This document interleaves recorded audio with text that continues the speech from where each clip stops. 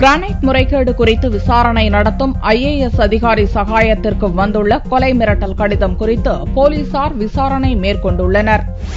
Madurai granite quarry முறைகேடு குறித்து IAS அதிகாரி சகாயம் 2ஆம் கட்ட விசாரணையை திங்கட்கிழமையன்று துவக்கினார்.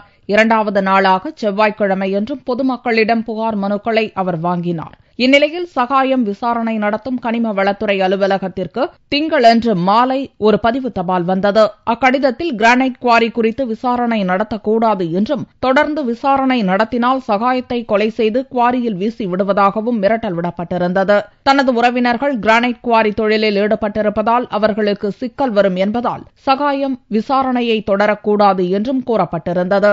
ஈரோட்டிலிருந்து குமார் என்பவரின் பெயரில் வந்த அந்த கொலை மிரட்டல் கடிதத்தில் நெடுஞ்சாலைத்துறை உதவி செயற்பொறியாளராக பணியாற்றும் தனது மனைவிக்கு பதவி உயர்வு அளிக்க நடவடிக்கை எடுக்க வேண்டும் என்றும் கோரப்பட்டிருந்தது. இக்கொலை மிரட்டல் கடிதம் குறித்து போலீசார் விசாரணை நடத்தி வருகின்றனர். IAS அதிகாரி சகாயத்திற்கு பாதுகாப்பை பலப்படுத்த வேண்டும் என்று பல்வேறு அமைப்பினர் வலியுறுத்தியுள்ளனர்.